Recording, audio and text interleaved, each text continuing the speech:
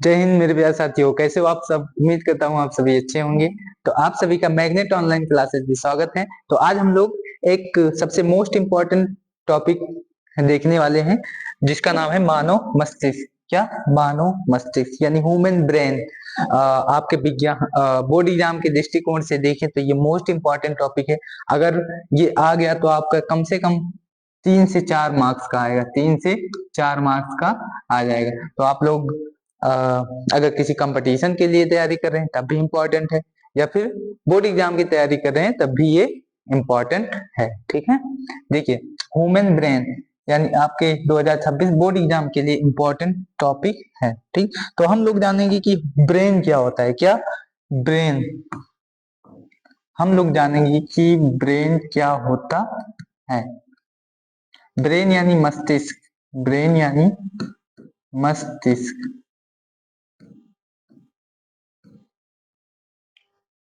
Brain जो हमारा होता है, हम लोग क्या करते हैं, सारे काम अपने ब्रेन के आदेश के ही अनुसार करते हैं। जैसे ब्रेन का मुख्य कार्य होता है, हम लोग ब्रेन हमारा आदेश देता है तभी हम लोग कोई काम करते हैं। ठीक, यानी कि ब्रेन हमारा हमको चलाता है, अपने अनुसार ब्रेन हमारा हमको चलाता है। ठीक है, जो ब्रेन हमारा होता है ये सारी कोशिकाओं से मिलकर बना होता है। आप लोग पढ़े होंगे कोशिका क्या होता है, कि संपूर्ण शरीर की संरचना जो है, संपूर्ण शरीर हमारा कोशिका से ही मिलकर बना होता है।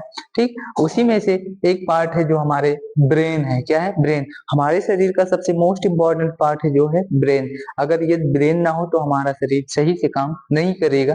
ठीक, अब ब्रेन क्या होता है, ब्रेन ब्रेन में ब्रेन जो होता है हमारा एक एमसीबी बॉक्स होता है। क्या होता है? MCB box.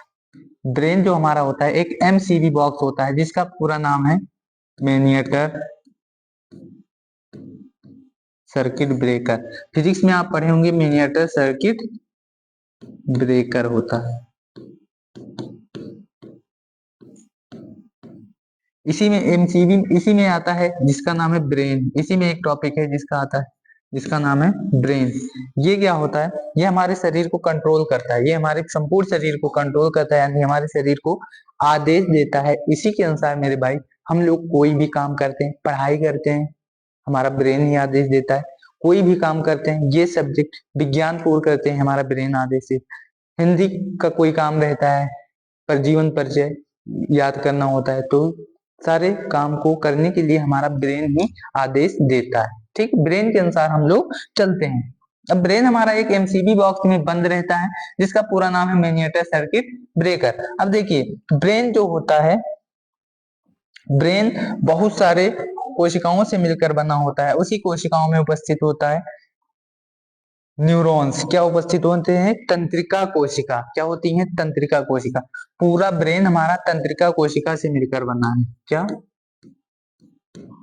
तंत्रिका कोशिका से मिलकर बना है, जिसे कहते हैं न्यूरॉन सेल। न्यूरॉन सेल कहा जाता है। क्या कहा जाता है? न्यूरॉन सेल कहा जाता है। तंत्रिका कोशिका। हमारा पूरा ब्रेन जो है न्यूरॉन सेल से मिलकर बना होता है। अब एक साधारण मनुष्य में न्यूरॉन्स यानी न्यूरॉन्स की मात्रा होती है, एक साधारण मनुष्य में न्यूरॉन्स की मात्रा होती है 100 बिलियन। कितनी होती है? 100 बिलियन। अब देखिए इस 100 बिलियन में से हमारा पूरा ब्रेन काम नहीं करता है। हमारा 100 बिलियन को तंत्रिका कोशिका काम नहीं करता है। ठीक है, हमारा 100 बिलियन, हमारे ब्रेन में जो 100 बिलियन कोशिकाएं, तंत्रिका कोशिकाएं हैं, वो पूरी काम नहीं करती। इनमें से काम करती है केवल इतनी, पूरी काम नहीं करती हैं, कार्य नहीं करती हैं। लेकिन इनमें से आपका एक्टिव होता है 15 बिलियन, लगभग 15 बिलियन तंत्रिका कोशिका यानी न्यूरॉन्स एक्टिव रहते हैं। क्या होते हैं? एक्टिव रहते हैं। ठीक, एक्टिव मतलब जागरूक रहते हैं। क्या रहते हैं? जागरूक रहते हैं। ठीक है, हमारे ब्रेन में 100 बिलियन तंत्रिकाएं पाई जाती हैं, यानी वो तंत्रिका कोशिका यानी न्यूरॉन्स पाए जाते हैं लगभग, और उसमें से 15 बिलियन एक्टिव रहता है हमारा, क्या रहता है, एक्टिव रहता है 15 बिलियन न्यूरॉन्स। ठीक है, समझ में आया? अब देखिए ये 15 बिलियन से क्यों एक्टिव रहता है, हमें 100 बिलियन एक्टिव रहना चाहिए पूरा का पूरा। अगर 100 बिलियन एक्टिव हो गया तो आप बहुत ज्यादा ही इंटेलिजेंट हो जाएंगे। ये डिपेंड करता है, 15 बिलियन है तो आप लोग एक इंटेलिजेंट हैं। अगर यदि ये 15 बिलियन से 20 मिलियन चला गया, कितना, 20 मिलियन, 20 बिलियन चला गया, तो आप मोस्ट इंपोर्टेंट, मोस्ट इंटेलिजेंट है, क्या, बहुत ही इंटेलिजेंट है। ये डिपेंड करता है इंटेलिजेंसी पर। ठीक, 15 बिलियन न्यूरॉन्स हैं तो आप एक नॉर्मल इंटेलिजेंट हैं, लेकिन इससे अधिक हो गया बिलियन, इससे अधिक बिलियन न्यूरॉन्स हो गए तो आप लोग मोस्ट इंटेलिजेंट में आ जाते हैं, मतलब अधिक जानकार में आ जाते हैं। ये डिपेंड करता है कि देखिए हमारे ब्रेन में होता है 100 बिलियन न्यूरॉन्स, ठीक, इतना तो समझ में आया होगा। अब मेरे भाई 100 बिलियन में से 15 बिलियन न्यूरॉन्स क्या होता है, जागरूक रहते हैं। अब 15 बिलियन न्यूरॉन जब जागरूक रहते हैं, यही सब क्या करते हैं, हमारे कार्यों को कराते हैं। लेकिन 15 बिलियन से अधिक न्यूरॉन्स जागरूक हो गए, मान लो 20 बिलियन न्यूरॉन्स जागरूक हो गए, तो इससे अधिक इंटेलिजेंसी आपके अंदर आ जाती है। ठीक, इससे अधिक जानकारी आपके अंदर आ जाती है, सोचने की क्षमता और याद करने की क्षमता सारी ये आपके अंदर आ जाती है। ठीक, देखिए अब हम लोग ब्रेन की पार्ट पढ़ेंगे। ठीक, ब्रेन तो समझ में आ गया होगा मोटे मोटे तौर पर कि ब्रेन जो होता है हमारा एमसीबी बॉक्स होता है, मैग्नेटो सर्किट में बंद रहता है, जिसमें मैग्नेटो सर्किट ब्रेकर में एक पार्ट है ब्रेन। ब्रेन तंत्रिका कोशिका से मिलकर बना होता है, जिसमें तंत्रिका कोशिकाएं पाई जाती हैं, यानी न्यूरॉन सेल पाए जाते हैं 100 बिलियन। उसमें से 15 बिलियन न्यूरॉन्स एक्टिव रहते हैं, 15 बिलियन न्यूरॉन्स एक्टिव रहते हैं। ये कहां से आ गया, देखिए अब ब्रेन के होते हैं हमारे, ब्रेन के होते हैं, ब्रेन के होते हैं हमारे 3 पार्ट्स। कितने होते हैं, 3 पार्ट्स। ब्रेन हमारा 3 भागों में होता है। ब्रेन के कितने भाग होते हैं, 3 भाग। कहेंगे ब्रेन के कितने भाग होते हैं, 3 भाग। मेरे भाई ब्रेन के होते हैं 3 भाग। एक होता है अग्र मस्तिष्क, क्या होता है, अग्र मस्तिष्क। एक होता है पश्च, एक होता है मध्य मस्तिष्क, मध्य मस्तिष्क। एक होता है पश्च मस्तिष्क, पश्च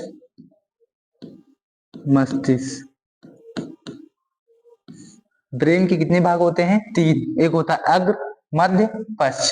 ठीक, अब देखिए ब्रेन जो हमारा होता है, यहाँ देखिए इसमें आपको दिखा दें कि ब्रेन जो हमारा होता है एक एमसीबी बॉक्स में बंद रहता है, और उस एमसीबी बॉक्स में, ये एमसीबी बॉक्स तो जान गए होंगे। अब ब्रेन को एक हड्डी सुरक्षा प्रदान करती है। ब्रेन जो है हमारा, ये हमारा ब्रेन है, देख सकते हैं आप ब्रेन का चित्र, मानो ब्रेन का चित्र देख सकते हैं।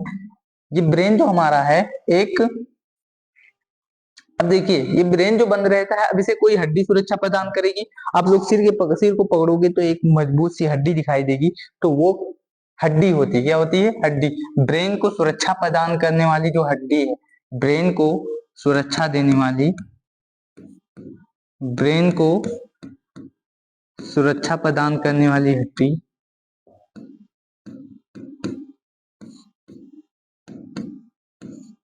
करने वाली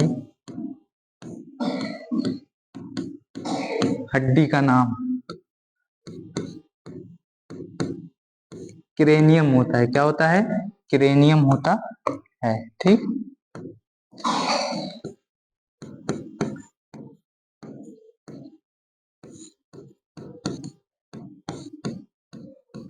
देखिए ब्रेन को जो हड्डी सुरक्षा प्रदान करती है, ब्रेन को जो हड्डी सुरक्षा प्रदान करती है, ब्रेन को जो हड्डी सुरक्षा प्रदान करती है, वो हड्डी का नाम है क्रेनियम। क्या नाम है, क्रेनियम नामक हड्डी ब्रेन को सुरक्षा प्रदान करती है।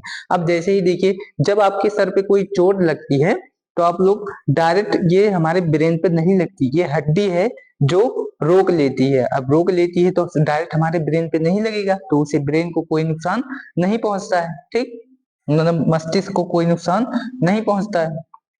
अब यहाँ देख सकते हैं कि ये रहा हड्डी, ये क्या है, हड्डी है जो हमारे ब्रेन को सुरक्षा प्रदान करती है, जो हमारे ब्रेन को सुरक्षा प्रदान करती है, ये महत्वपूर्ण भूमिका निभाती है सुरक्षा प्रदान करने के लिए ब्रेन को।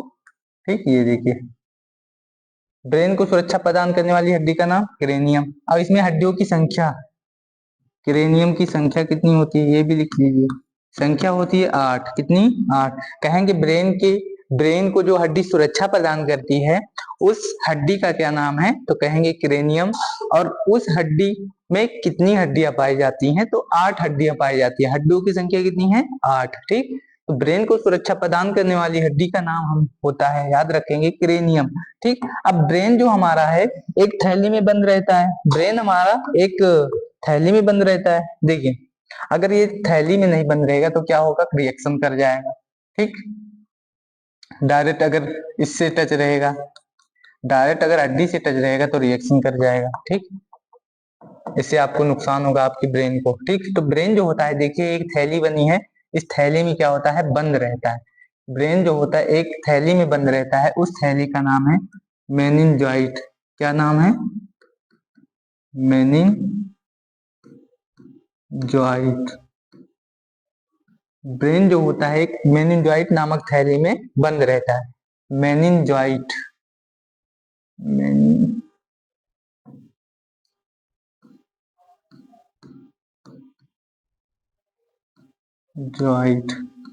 मेनिंजॉइट नामक थैली में बंद रहता है। देखिए ब्रेन जो है मेनिंजॉइट नामक थैली में बंद है। ठीक, कहेंगे ब्रेन जो होता है मेनिंजॉइट किस थैली में बंद रहता है? ब्रेन जो होता है किस थैली में बंद रहता है? तो मेनिंजॉइट नामक थैली में बंद रहता है। यदि जब देखिए जब कोई चोट ब्रेन पर लगता है तो डायरेक्ट ये ब्रेन पर नहीं लगता। जब कोई चोट सर पे लगता है तो ब्रेन पे नहीं लगता, यह हड्डी सुरक्षा प्रदान करती है और फिर जाके इस थैली पे लगती है। तो थैलिया क्या होता है?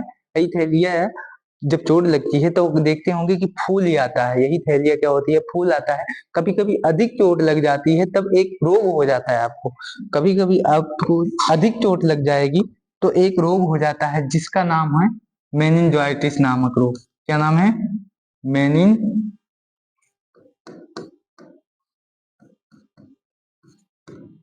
मेनिंजाइटिस।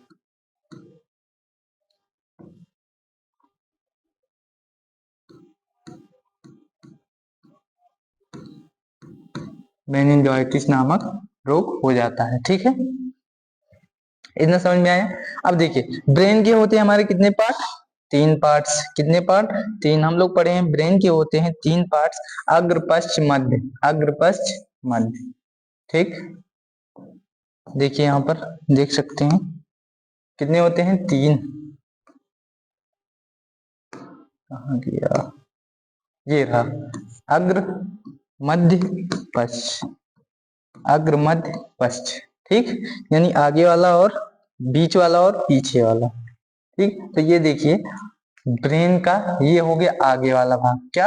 आगे वाला भाग। अग्र मस्तिष्क जो होता है सबसे बड़ा होता है। पूरे ब्रेन का जो अग्र मस्तिष्क होता है ये लगभग 66% भाग होता है। कितना? 66% भाग होता है। यानी कि ब्रेन में कहेंगे सबसे बड़ी, ब्रेन में सबसे बड़ा भाग क्या होता है? तो अग्र मस्तिष्क। क्या होता है? अग्र मस्तिष्क बोलेंगे ब्रेन का सबसे बड़ा भाग। ठीक, ये हो गया अग्र मस्तिष्क। ये हो गया पश्च, ये मध्य हो गया। ये क्या हो गया? मध्य। और ये हो गया हमारा पश्च मस्तिष्क। क्या हो गया? पश्च। ये हमारा मध्य, अग्र मध्य, ये हो गया हमारा पश्च मस्तिष्क। ठीक है, तो ये लगभग 66% भाग होता है पूरे का। पूरे ब्रेन का ये 66% भाग होता है। ये हमारा अग्र मस्तिष्क लिख लेंगे, अग्र, ये मध्य, ये हो गया पश्च मस्तिष्क। ठीक है, ये अग्र पश्च मध्य, अग्र पश्च मध्य। ठीक, ब्रेन के हमारे 2 ही भाग, 3 ही भाग होते हैं, अग्र पश्च मध्य, और सबसे बड़ा भाग क्या होता है? अग्र मस्तिष्क। ठीक, तो हम लोग अग्र मस्तिष्क के बारे में पहले पढ़ रहे हैं। किसके बारे में? अग्र मस्तिष्क के बारे में पढ़ रहे हैं। अग्र मस्तिष्क के हमारे भाग होते हैं, अग्र मस्तिष्क के भाग होते हैं 2, 3 भाग होते हैं। कितने? 3। पहला है सेरिब्रम,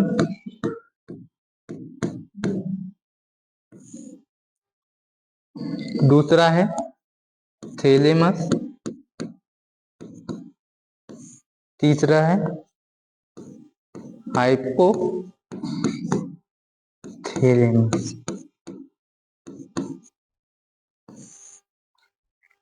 तो पहला अग्र मस्तिष्क हम लोगों ने लिया। तो अग्र मस्तिष्क के भाग होते हैं तीन, सेरिब्रम, थैलेमस और हाइपोथैलेमस। सेरिब्रम, थैलेमस और हाइपोथैलेमस। कहेंगे कि ब्रेन के अग्र मस्तिष्क में कितने भाग होते हैं, तो तीन भाग होते हैं। पहला होता है सेरिब्रम, दूसरा थैलेमस, तीसरा हाइपोथैलेमस। सेरिब्रम क्या होता है? सेरिब्रम इस अग्र मस्तिष्क का लगभग, ये बहुत बड़ा भाग होता है, ये सबसे बड़ा भाग होता है अग्र मस्तिष्क का। अग्र मस्तिष्क का सबसे बड़ा भाग सेरिब्रम होता है।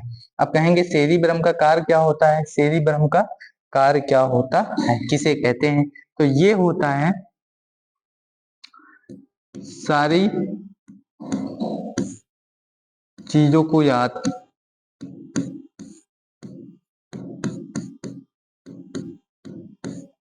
रखना, सारी चीजों को याद रखना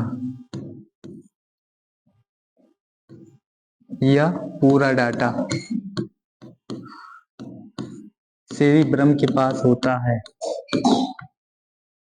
पूरा डाटा क्या सेरिब्रम के पास होता है, पास पाया जाता है। क्या हमने कहा? सारी चीजों को याद रखना या पूरा डाटा सेरिब्रम के पास होता है। सेरिब्रम का मुख्य कार्य होता है जितनी भी चीजें हम लोग किए हैं, जो भी चीजें पास्ट में हो गई हैं, जो भी प्रेजेंट में चल रहा है, ठीक, इन सभी चीजों को याद रखना सेरिब्रम का कार्य होता है। जैसे हम लोग कोई सब्जेक्ट पढ़ते हैं, ठीक, तो पढ़ने के बाद याद रखने का काम होता है सेरिब्रम का। किसका? सेरिब्रम का।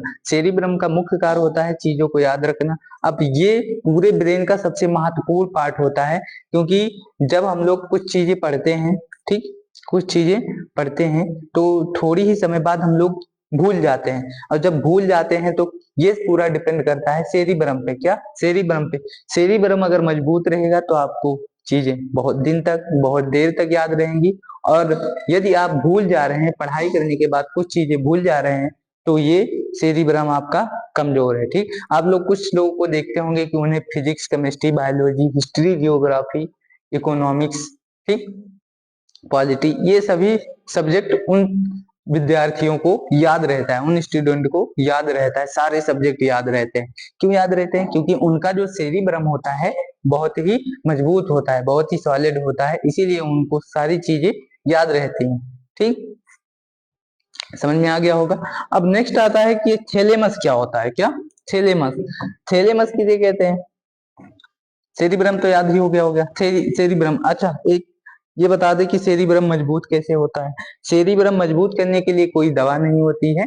इसे मजबूत करने के लिए आपको इसका एक्सरसाइज कराना पड़ेगा। एक्सरसाइज कैसे कराएंगे आप? एक्सरसाइज ऐसे कराएंगे, ये आप किसी न किसी काम में हमेशा बिजी रहिए, इसको किसी न किसी काम में बिजी रखिए, तभी ये क्या होगा? मजबूत रहेगा। ठीक, किसी न किसी काम में बिजी रखिए तभी ये मजबूत रहेगा। यदि बिजी नहीं रखते हैं तो ये खाली बैठा रहेगा तो कोई मजबूती इसे प्रदान नहीं होगी। ठीक, तो नेक्स्ट टॉपिक की ओर बढ़ते हैं। सेरिब्रम समझ में आ गया होगा, चीजों को याद रखना। अब आ जाओ थैलेमस क्या होता है। थैलेमस जो होता है बाहरी वातावरण का ज्ञान कराता है। बाहरी वातावरण का ज्ञान, बाहरी वातावरण का ज्ञान कराता है। बाहरी वातावरण का ज्ञान कौन कराता है? थैलेमस। थैलेमस हमारे अग्र मस्तिष्क का एक ऐसा भाग होता है जो हमारे बाहरी वातावरण का ज्ञान कराता है। जैसे बाहर ठंडी है, बाहर गर्मी है, ठीक, बाहर धूप है, आज बाहर अधिक टेम्परेचर है, बाहर से अगर कोई पीटेगा आपको तो ये थैलेमस बताएगा। ठीक, बाहर ठंडी है तो थैलेमस, बाहर धूप है तो थैलेमस, बाहर अधिक टेम्परेचर है तो थैलेमस ही आपके ब्रेन को बताएगा। तो थैलेमस का मुख्य कार्य होता है कि बाहरी वातावरण का ज्ञान कराना। जैसे ठंडी, गर्मी और ठंडी, गर्मी, धूप अधिक टेम्परेचर रहेगा तो ये बताएगा अधिक टेम्परेचर। तो ये बाहरी वातावरण का ज्ञान कौन कराता है? हमारा थैलेमस। थैलेमस समझ में आ गया होगा। थैलेमस का मुख्य कार्य होता है कि बाहरी वातावरण का ज्ञान कराना। ठीक मेरे भाई, यदि बाहरी वातावरण में कोई चीज हो रहा है और आपके शरीर को या फिर आपके शरीर को कोई चीज स्पर्श कर रहा है तो ये बाहरी वातावरण का ज्ञान कराएगा। कौन? थैलेमस। ठीक, थैलेमस का मुख्य कार्य होता है बाहरी वातावरण का ज्ञान कराना। अब आ जाओ हाइपोथैलेमस क्या होता है। हाइपोथैलेमस का कार्य क्या होता है? ठीक, हाइपोथैलेमस हमारा क्या करता है? आंतरिक वातावरण का ज्ञान कराता है। क्या? आंतरिक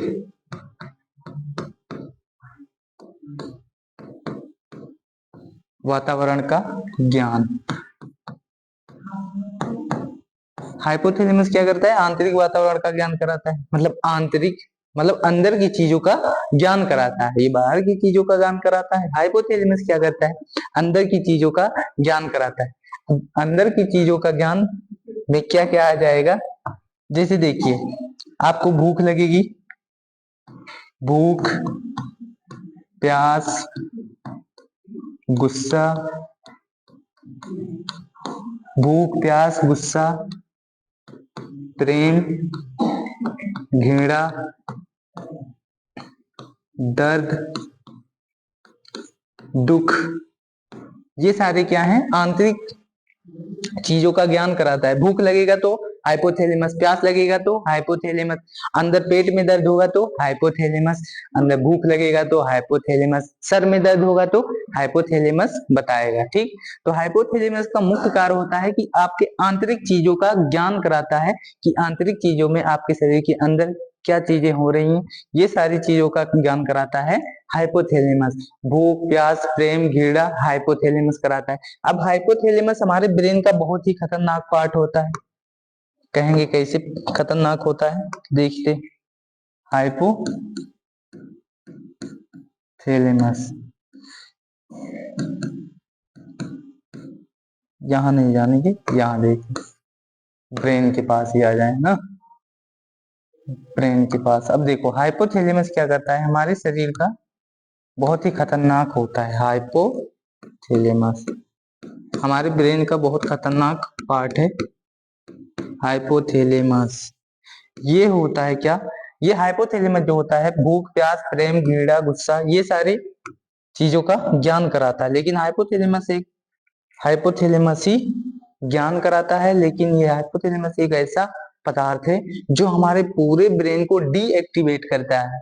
एक्टिवेट तो रहता है लेकिन जब ये एक्टिव हो जाता है तो पूरे ब्रेन को डीएक्टिवेट कर देता है। ठीक है, पूरे ब्रेन को सोचने से मजबूर कर देता है कोई चीजें। अब देखो, ये हाइपोथैलेमस एक्टिव हो जाता है 7 सेकंड में। कितने सेकंड में? 7 सेकंड में। 7 सेकंड में एक्टिव हो जाता है। ठीक, ये हाइपोथैलेमस क्या करता है? 7 सेकंड में एक्टिव हो जाता है। अब 7 सेकंड ये बहुत कम हो गया, तो यानी कि हाइपोथैलेमस क्या है? बहुत ही खतरनाक चीज है। जब ये एक्टिव हो जाएगा तो हमारे पूरे ब्रेन का पूरे ब्रेन का पूरे ब्रेन का क्या कर देगा? पूरा खचरा कर देगा। पूरा ब्रेन हमारा काम करना बंद हो जाएगा। और सोचिए, ये हमारे अग्र मस्तिष्क में एक छोटा सा पार्ट है, इतना छोटा सा हाइपोथैलेमस, इतना छोटा है हाइपोथैलेमस। यहीं पर छोटा सा थैलेमस है, ये थैलेमस है।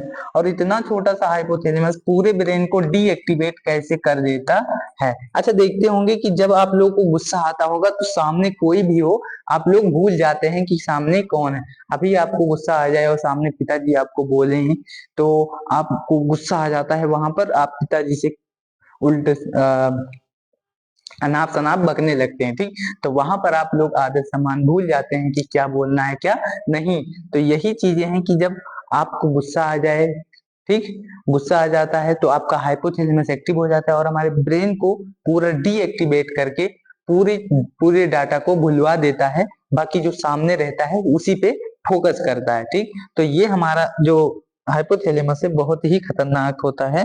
ये 7 सेकंड में एक्टिव हो जाता है। कितने सेकंड में? 7 सेकंड में। इससे अच्छा है कि 3 ही सेकंड में हम इसे 3 से 4 सेकंड में इसे क्या करें, कंट्रोल में कर लें। हाइपोथैलेमस को 3 से 4 सेकंड में हम लोग कंट्रोल कर लें तो बहुत ही अच्छा रहता है। ठीक, 3 से 4 सेकंड में ये कंट्रोल कर लें तो अच्छा रहता है। ठीक, अब देखते हैं, कभी आप लोग बाजार गए होंगे, बाजार देखते हैं कुछ चीजें आपको पसंद आ जाती हैं, जैसे ही पसंद आ जाती हैं, जैसे आप कुछ और चीजें लेने गए थे लेकिन पसंद आई आ गई कुछ और चीजें, तो आपका हाइपोथैलेमस तुरंत एक्टिव हो जाएगा और जो चीजें आप लेने गए थे उससे भुलवा देगा, तुरंत ही भुलवा देगा। आपका मन वहीं लगा रहेगा, वहीं दौड़ दौड़ के मन आपका जाएगा। तो क्या करना है, हाइपोथैलेमस को एक्टिव नहीं कराना है, हाइपोथैलेमस को एक्टिव नहीं कराना। किसी चीजों को आप लोग 7 सेकंड तक देखते हैं, किसी चीजों को या कोई भी चीजों को आप 7 सेकंड तक सोचते हैं तो आपका हाइपोथैलेमस वहां पर एक्टिव हो जाता है। ठीक, किसी भी व्यक्ति के बारे में अगर आप लोग सोचने लगे कि ये अच्छे हैं ये बुरे हैं, तो आपका हाइपोथैलेमस एक्टिव हो जाता है और भुलवा देता है सारी चीजों को। ठीक, तो हाइपोथैलेमस समझ में आ ही गया होगा, हाइपोथैलेमस समझ में आ गया होगा। सेरिब्रम का क्या, चीजों को याद रखना, थैलेमस बाहरी वातावरण का ज्ञान, हाइपोथैलेमस आंतरिक वातावरण का ज्ञान, भूख प्यास गुस्सा प्रेम घृणा दर्द दुख, पेट में दर्द रहेगा, सर में दर्द रहेगा, हाथ में दर्द रहेगा, पैर में कहीं भी दर्द रहेगा, तो ये सारी चीजों को इंफॉर्मेशन जो ब्रेन को देगा ये रहेगा हाइपोथैलेमस के पास। सारे डाटा किसके पास रहेगा, हाइपोथैलेमस के पास। पैर दर्द होगा हाइपोथैलेमस बताएगा, मूड सर दर्द होगा हाइपोथैलेमस बताएगा, हाथ दर्द होगा हाइपोथैलेमस बताएगा, कहीं भी आपके शरीर में पेन होगा तो हाइपोथैलेमस ही बताता है। ठीक, अगला आ गया मध्य मस्तिष्क। नेक्स्ट में पढ़ते हैं मध्य मस्तिष्क क्या होता है। मध्य मस्तिष्क,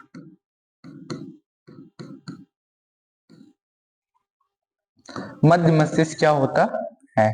मध्य मस्तिष्क के मुख्य रूप से भाग होते हैं तीन, दो भाग होते हैं। कितने भाग, दो। एक होता है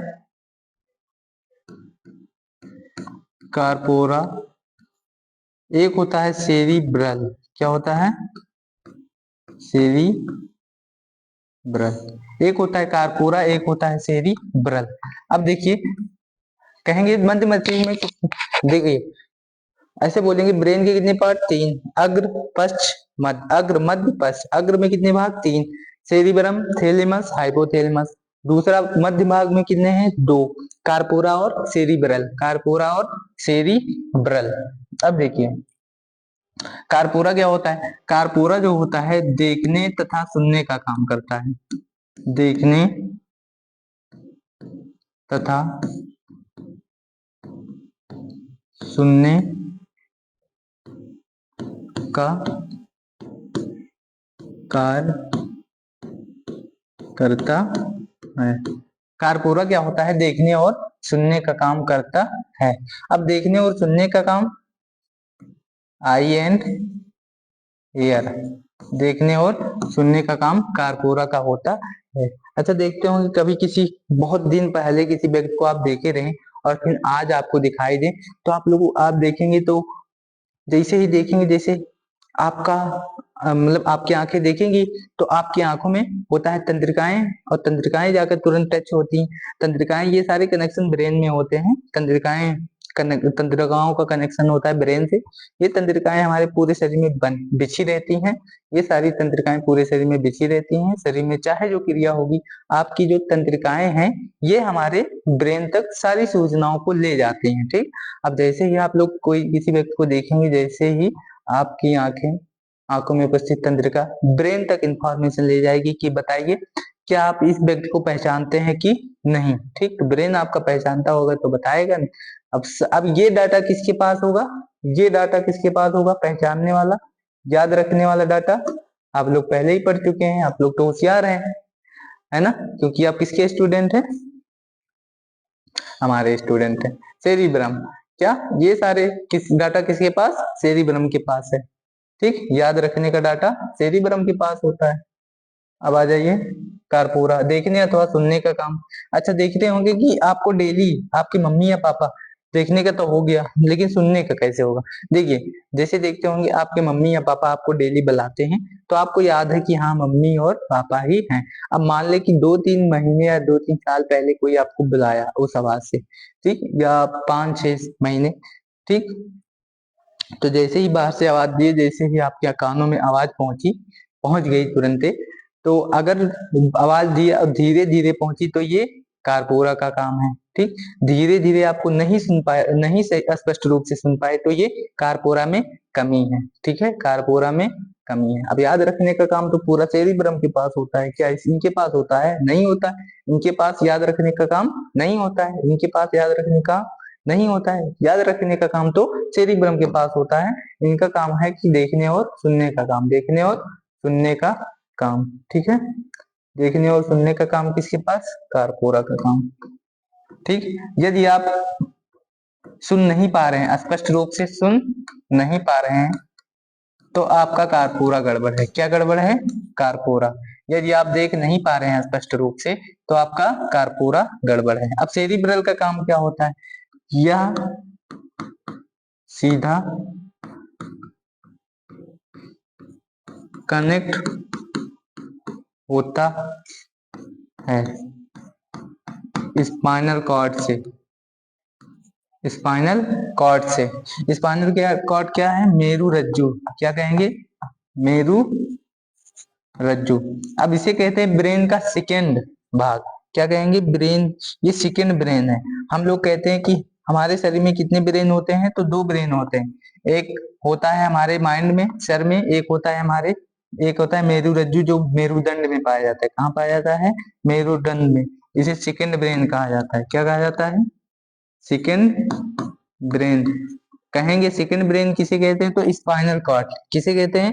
स्पाइनल कॉर्ड, ठीक। आप लोग को दिखा दें स्पाइनल कॉर्ड कहाँ है? नहीं है का? दिखा रहे हैं, एक मिनट रुकिए, नेक्स्ट पेज में। स्पाइनल कॉर्ड यही तो नो, ये रहा स्पाइनल कॉर्ड। ये आपका है मेरु रज्जु। ये क्या है? ये मेरुदंड है। ये जो है मेरुदंड है, ठीक है। ये आपका मेरुदंड है। ये जो लाठी के समान संरचना है मेरुदंड है, लेकिन ये जो रस्सी के समान है, ये नसें निकली हैं, ये सारी मेरु रज्जु है। क्या है? मेरु रज्जु। मेरु रज्जु। इसे कहते हैं ब्रेन, सेकेंड ब्रेन कहा जाता है। क्या कहा जाता है? सेकेंड ब्रेन कहा जाता है। दूसरा मस्तिष्क। क्या? दूसरा मस्तिष्क। अब ये सारे जो नसें होती हैं, ये होती हैं 31 जोड़ी नसें। कितनी जोड़ी? 31 जोड़ी नसें होती हैं। एक मिनट, ये जो नसें होती हैं 31 जोड़ी होती हैं। कितनी? 31 जोड़ी। ये जो नसें ऐसे निकली हैं, ये सारी नसें हमारे शरीर में बिछी रहती हैं। ये सारी नसें क्या होती हैं? हमारे शरीर में मेरे भाई बिछी रहती हैं। क्यों बिछी रहती हैं? क्योंकि यहाँ पर अगर कोई चीज स्पर्श किया तो इसे पता चल जाता है। नसों को क्या होता है? पता चल जाता है। 31 जोड़ी नसें हैं। कितनी जोड़ी? 31 जोड़ी। यानी कि टोटल नसों की संख्या कितनी होगी? 62। कितनी? 62, ठीक है। और ये सेकंड ब्रेन क्यों होता है? सेकंड ब्रेन क्यों होता है इसे कहते हैं, क्योंकि जैसे ही हमारे शरीर के नीचे कोई भी क्रिया होगी, यहीं से हमारे शरीर के नीचे कोई भी क्रिया होगी, तो ये तुरंत ही सूचना प्राप्त करके, ये तुरंत ही सूचना प्राप्त करके हमारे ब्रेन तक ले जाएगा। कहाँ तक? हमारे ब्रेन तक ये सूचना प्राप्त करके ले जाएगा, ठीक। कहेंगे कैसे ले जाएगा? क्योंकि जो ये नसें हैं हमारे पूरे शरीर में बिछी हैं, और जब बिछी हैं तो किसी भी शरीर को टच करेंगे या फिर कहीं सुई चुभा देंगे, तो जैसे ही पता चल जाएगा कि कहीं पर सुई चुभा है। अच्छा, देखते होंगे कि जब प्रेगनेंसी में महिला जब प्रेग्नेंस रहती हैं, तो क्या होता है कि उन्हें उनका जब प्रेग्नेंस रहती हैं तो हाँ, जब प्रेग्नेंट रहती हैं तो क्या होता है? यहीं पर सुई लगा देते हैं। क्या लगा देते हैं? इंजेक्शन। क्या? इंजेक्शन लगा देते हैं यहीं पर।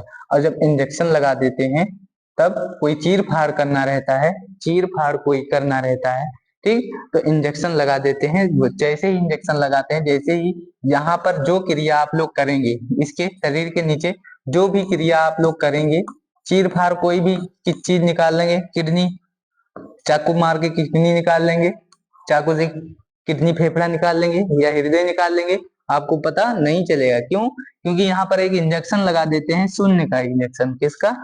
शून्य का इंजेक्शन। अब शून्य का इंजेक्शन लगा देंगे तो क्या होगा? हमारा शरीर शून्य हो जाएगा। शून्य हो जाएगा तो कोई भी क्रिया हो आप लोग टकाटक देखते रहेंगे और आपको केवल महसूस होगा कि हमारे शरीर में थोड़ी बहुत महसूस होगा, लेकिन पूर्ण रूप से महसूस नहीं होता है, चाहे जो चीर फाड़ हो। ठीक है, समझ में आया? ऑपरेशन करते समय कोई भी क्रिया हो, ऑपरेशन किया जाए, पता नहीं चलता, पता नहीं चलता है महिला को। ठीक, क्यों? क्योंकि यहाँ पर शून्य का इंजेक्शन लगा देते हैं, इसीलिए। अब ये स्पाइनल कॉर्ड समझ में आ गया। स्पाइनल कॉर्ड हमारे ब्रेन का, हमारा सेकंड ब्रेन होता है। क्या होता है? Second brain. ऐसे कहेंगे कि ये हमारे शरीर के नीचे जो भी क्रियाएं होंगी, इससे सूचना प्राप्त करके हमारे ब्रेन तक लाएगा। कहाँ? ब्रेन तक। हमारे शरीर के नीचे जो भी क्रिया, यहीं से गर्दन से हमारे शरीर के नीचे जो भी क्रियाएं होंगी, सूचना प्राप्त करके हमारे ब्रेन तक लाता है, वही होता है स्पाइनल कॉर्ड। क्या होता है? स्पाइनल कॉर्ड, सेकंड ब्रेन कहा जाता है। एनी डाउट नहीं होगा? कोई डाउट नहीं होगा? समझ में आ गया? सेरिबेलम किससे कनेक्ट रहता है? सीधा स्पाइनल कॉर्ड से। ठीक, अब ये कनेक्ट रहता है तभी तो नो, यहाँ देखिए, अब कनेक्ट रहता है किससे? सेरिब्रल से कनेक्ट रहता है ना, सेरिब्रल से कनेक्ट रहता है। अब सेरिब्रल से कनेक्ट रहेगा तब तभी तो सूचना हमारे ब्रेन तक पहुंच पाएगी। सेरिब्रल यानी किसी ब्रेन के किसी ना किसी पार्ट से कनेक्ट होना चाहिए सॉरी, ब्रेन के किसी ना किसी पार्ट से कनेक्ट होना ही चाहिए, तभी तो हमारे ब्रेन तक सूचना प्राप्त हो सकती है। ठीक, अब देखिए, अग्र मस्तिष्क, मध्य मस्तिष्क, अब पश्च मस्तिष्क क्या होगा? पश्च मस्तिष्क, पश्च मस्तिष्क हम लोग इसमें देख लें, दिखा दें। देखिए, ये है हमारा पश्च मस्तिष्क। क्या है? पश्च मस्तिष्क। अग्र, अग्र हो गया, मध्य हो गया, ये पश्च। क्या है? पश्च। पश्च में होते हैं दो भाग। कितने? दो भाग होते हैं। अब ये देखिए, ये नसें निकसी हैं, ये सारे नसें कहाँ गई हैं? रीढ़ की रज्जुओं तक, रीढ़ की हड्डियों तक, हड्डियों से होकर। ठीक है, ये हो गया मध्य, पश्च हो गया। पश्च में देखते हैं कितने भाग? पश्च मस्तिष्क, पश्च मस्तिष्क के कितने पार्ट होते हैं? एक होता है सेरिबेलम। क्या होता है? सेरिबेलम। एक होता है सेरिबेलम, एक होता है मेडुला ऑब्लांगाटा, मेडुला ऑब्लांगाटा। अब देखिए, सेरिबेलम क्या करता है? शरीर की बैलेंस बनाए रखता है, शरीर की बैलेंस बनाने का काम,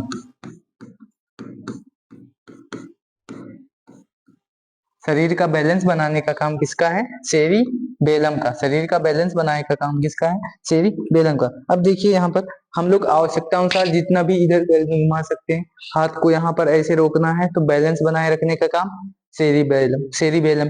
जहां पर हाथ रोकना है सेरिबेलम, ऊपर रोकना है सेरिबेलम। ठीक, गर्दन को घुमा के यहाँ रोकना है, ऐसे शरीर को ऐसे ही बैलेंस बनाए रखना है तो सेरिबेलम। अब सेरिबेलम क्या होता है? जब इंसान अल्कोहल पी लेता है, क्या पी लेता है? अल्कोहल यानी कोल्ड ड्रिंक। ठीक, तब क्या होता है कि इसका काम करना बंद हो जाता है। तभी देखते होंगे आप लोग जो शराब वगैरह पी लेते हैं तो थोड़ा झूम उम के चलते हैं।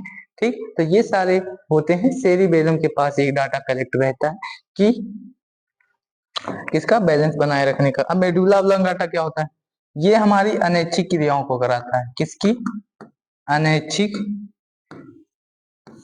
क्रिया को कराता है, ये अनैच्छिक क्रिया को कराता है। अब अनैच्छिक क्रिया क्या है? अब जैसे ही हम लोग भोजन खाए, ठीक, जैसे ही हम लोग भोजन खाए, भोजन करें, जैसे ही, अब हम लोग तो ये डिसाइड नहीं करते कि पाचन कहाँ होगा। यहाँ तक तो है कि जैसे हम भोजन उठाए, यहाँ जैसे मुख में डाले, मुख में जैसे ही कूचे, ठीक, कूचने के बाद जैसे घूट लिए, जैसे घुट लिए अंदर, जैसे ही ये क्रिया पाचन क्रिया शुरू हो जाती है। अब पाचन क्रिया शुरू हो जाती है, पाचन कराने के लिए किस किस प्रोटीन्स को पचाना है, कैसे पचाना है, किस भोजन को कैसे पचाना है, ये सारा काम होता है मेडुला ऑब्लांगाटा का। किसका? मेडुला ऑब्लांगाटा का। पाचन, श्वसन तंत्र, सांस वगैरह, ठीक, ये सब अनैच्छिक क्रियाओं को कराता है जो हमारे इच्छानुसार नहीं होती। जैसे पलक झपकना, ये हमारी इच्छानुसार नहीं होती है। हृदय का धड़कना, ये हमारी इच्छानुसार नहीं होती है। हम लोग चाहे जब रोक सकते हैं, नहीं रोक सकते, है ना। ये सारे पाचन क्रिया, पलक झपकना, ये सारी क्रियाएं कराता है कौन? Medulla oblongata. ठीक, तो समझ में आया होगा आप लोगों को।